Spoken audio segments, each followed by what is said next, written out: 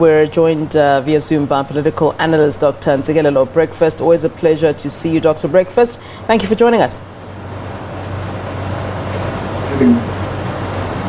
It seems that the president has a lot on his hands at the moment, and the timing of it might, of course, be quite interesting given the kind of year that we're in. What are your thoughts on the current goings-on within the party, and more specifically the implications of cases and senior ANC government officials and indeed government officials, being implicated? At the top of my head, I can think of Minister Gwede Mantashe, and then just yesterday we were seeing the case involving the former minister Bathabile Dlamini. I mean, all of that obviously causes quite a lot of friction and problems within already existing problems in the ANC, doesn't it?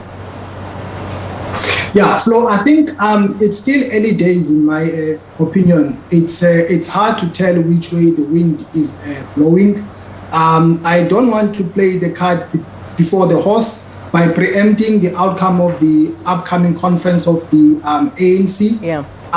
Suffice to say, I think the dust is going to settle after all the BGMs have been held.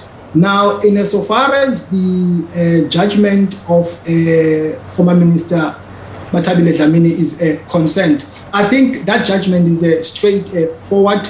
I think it is an antithesis of the argument that none of the so-called facilitators of state capture have been brought to book. But the interesting phenomenon is going to be the responsiveness of the mother body.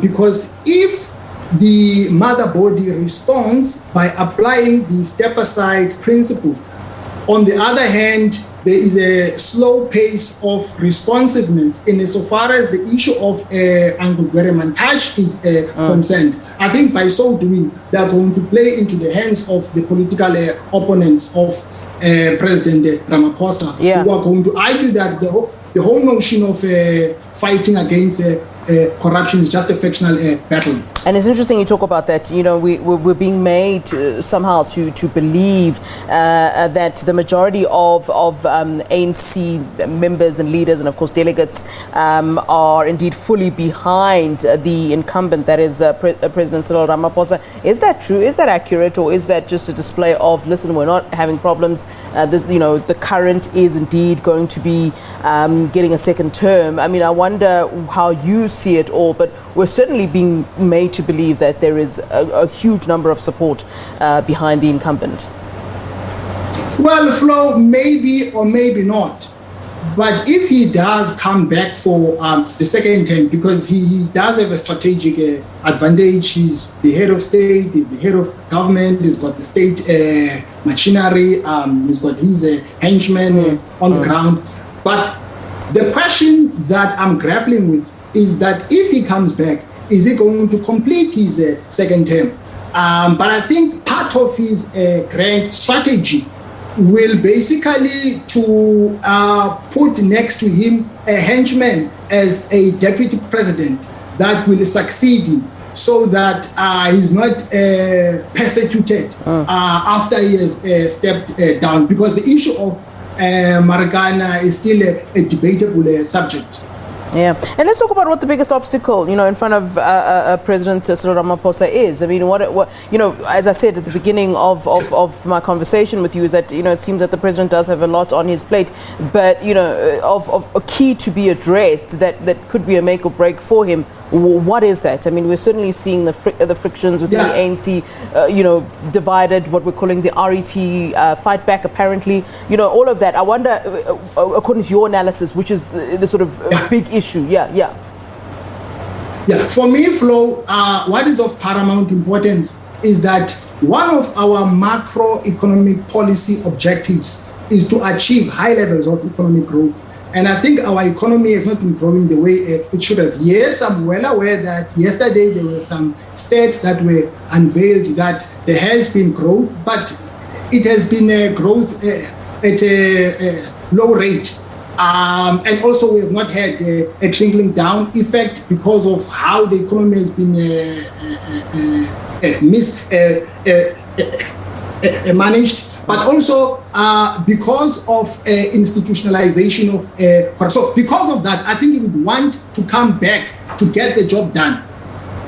Yeah, and I mean, if, you know, and I suppose it's the question that many people would be wondering, if not Ramaphosa, then who?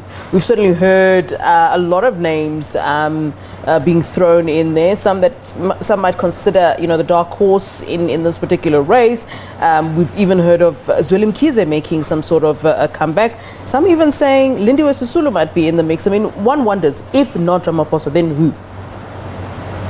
Well, Flo, I think it's not over until the fat lady sings or until the fat man sings, if I can be gender sensitive.